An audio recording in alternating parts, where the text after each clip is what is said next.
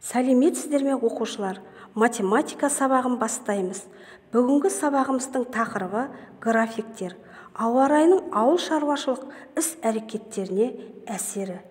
Бүгінгі сабақта сендер жаңаны оқып үйрену, графиктен қажетті ақпараттарды алып және егіннің түсімділігін көрсететін график сызуды, егіннің түсімділігіне берілген есептерді талдап және шығаруды, графиктің не екенін білетін боласыңдар.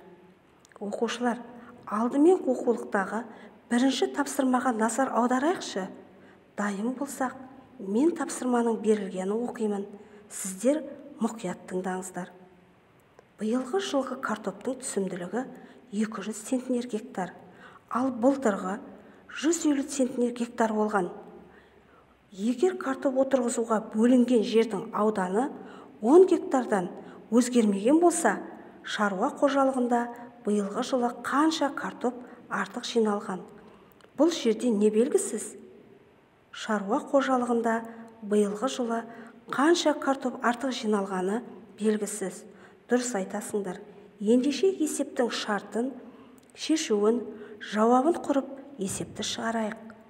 Биылғы түсімділік 200 центнер гектар, былтырғы түсімділік 150 центнер гектар, жердің ауданы 10 гектар. Түсімнің биылғы, былтырғысы белгісіз центнер. Шешуі 200-ді 10-ға көбейтеміз, 2000 центнер. Бұл биылғы түсім. 150-ді 10-ға көбейтсек, 1500 центнер. Бұл былтырғы түсім.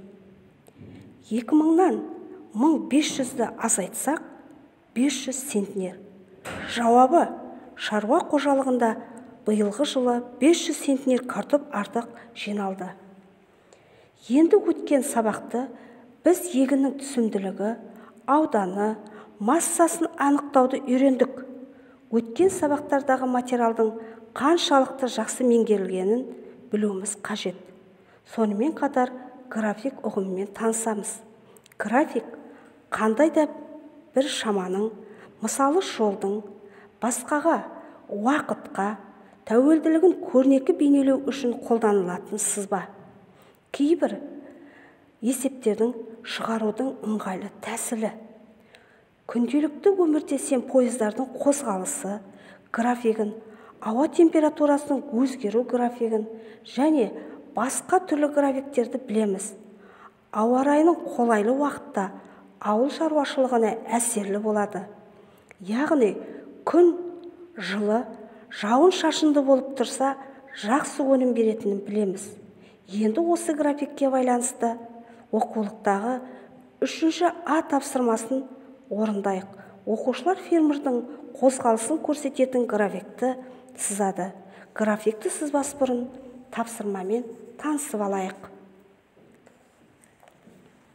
Фермер өзінің егістігін велосипедпен аралады. Графиктегі көлденең ось сәуле бойынша қозғалыс уақыты. Ал тік осі сәуле бойынша жүріп өткен жолы, яғни ара қашықтығы көрсетілген. 1 сағат ішінде жүрген жолы нүктеден белгіленген. 2, 3, 4 сағатта жүрген жолы нүктемен белгілеп, алынған барлық нүктелерді бір-біріне қос. Шыққан сәуле қозғалыс графигі болады. Графикті түсініп отырып, дәптерлеріңізге орындаймыз.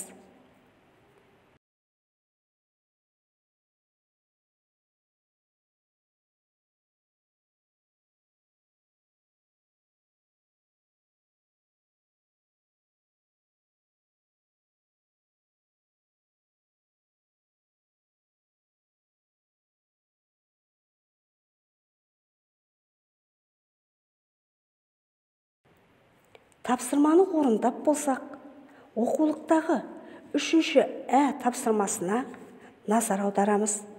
График бойынша қажетті ақпараттарды алып, фермердің қозғалысын көрсететін графикті сызамыз.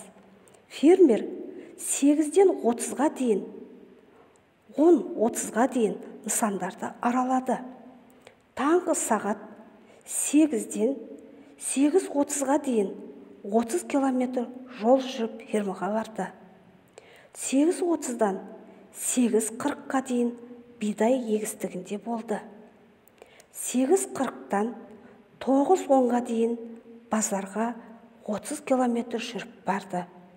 Ол жерде 9:10-нан 9:20-ға дейін болды. 9:20-дан 10:20-ға дейін 40 километр жүріп картоп егілген жерге барды. Ол жерде 10:20-дан 10:30-ға дейін болды.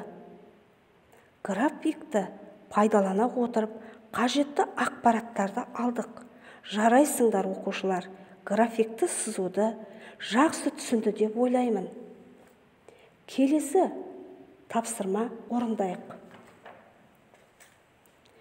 Фермер жинаған өнімін өткізіп, келесі жылы егетін егін үшін барлық қажетті заттарды сатып алды. Қалған ақшаға киім сатып алмақшы болды. Маусымдық жеңілдіктер кезінде барлық тауарлар өзінің бастапқы бағасының 1/3 бөлігіне теңгеге бағаға арзандайды. Тауарлардың жаңа бағасын анықта. Тауарлардың жаңа бағасын белгісіз. Ол үшін кесте сызамыз. Оған тауардың атауын, бастапқы бағасын жазамыз.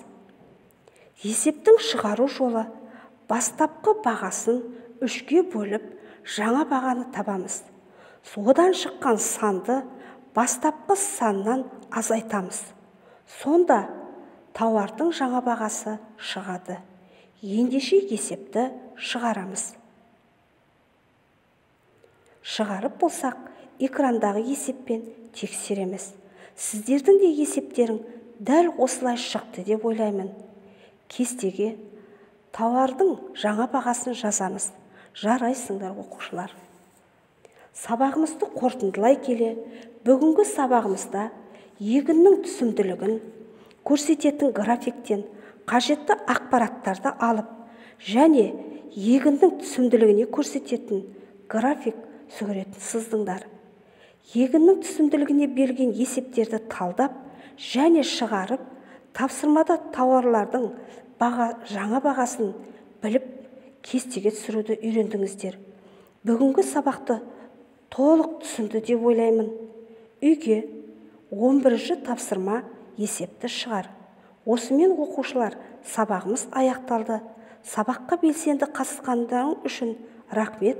Сау болыңыздар.